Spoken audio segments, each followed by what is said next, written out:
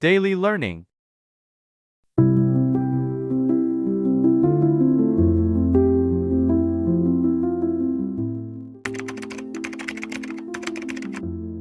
A room full of words and memories.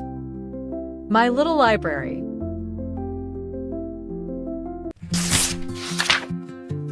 Welcome to my library. It's not a big one, not even close to the kind of library where people get lost between tall shelves or need a map to find a single book. Mine is small, soft, and quiet, like a little hidden world that only I know how to enter. The door is a bit old. It creaks when I open it, but I like that sound. It feels like the room is saying hello. The air inside always smells like paper, dust, and a little bit of vanilla from the candles I sometimes light. It's strange how that mix of smells makes me feel calm the moment I step in, as if the room already knows what kind of day I've had.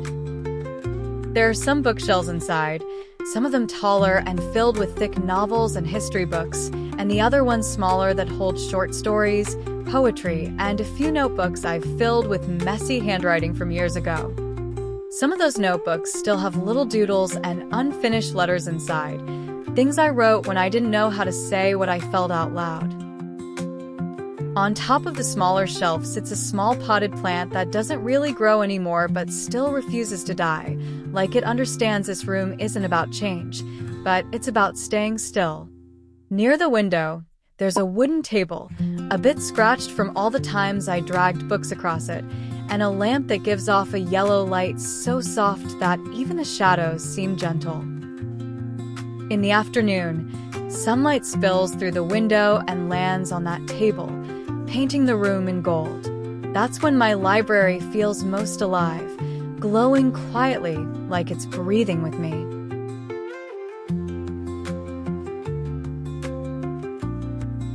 If you ask about my favorite book, I'll probably say The Little Prince. It's simple, almost like a children's story, but it has this way of touching something deep inside you, something that even adults forget they still have.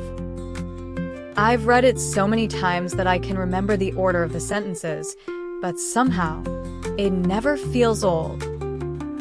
Every time I open it, I find a new meaning, a new emotion I didn't see before. I like that it talks about loneliness and love without trying too hard. It makes me feel understood in a way that people sometimes can't do, and it always reminds me that it's okay to look at the world with soft eyes, even when everything around you feels sharp. I spend a lot of time here, more than I probably should. Some people like going out to cafes or malls to meet their friends, but for me, this small room is where I go when I need to breathe again. The world outside can be loud, full of rushing cars, notifications, and voices that don't really stop talking, but I just want to choose the silence. Not the kind that feels empty, but the kind that feels like rest. When I sit down with a book here, I can hear small sounds that most people never notice. The tick of the clock, the soft hum of the lamp, the rustle of the pages when I turn them. Those tiny sounds feel like music that only exists for me, like a secret rhythm that slows down my heartbeat and clears my thoughts.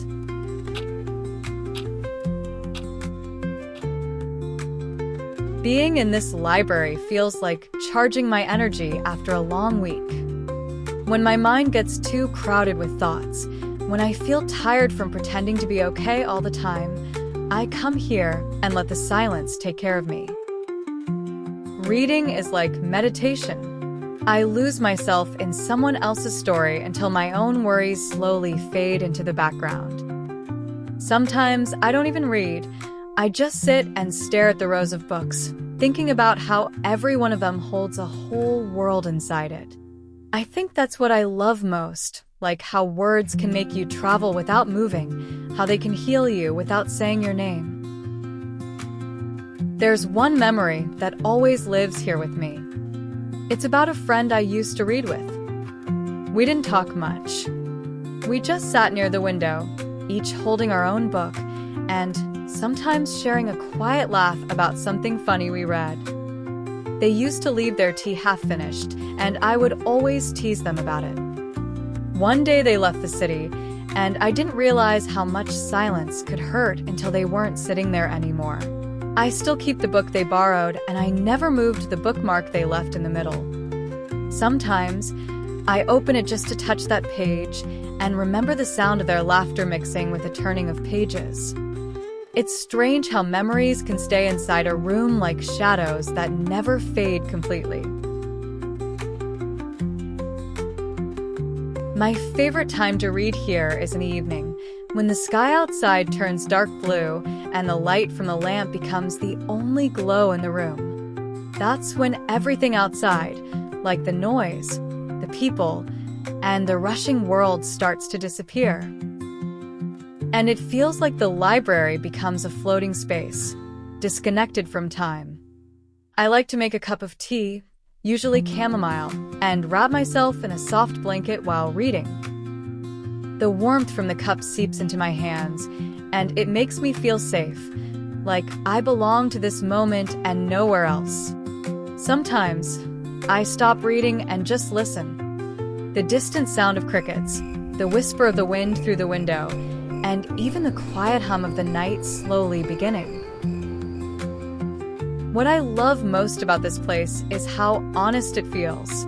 I can walk in here carrying a heavy heart, with my mind full of noise, and somehow the room never asks me to explain anything. The books never judge. They wait quietly until I'm ready to listen.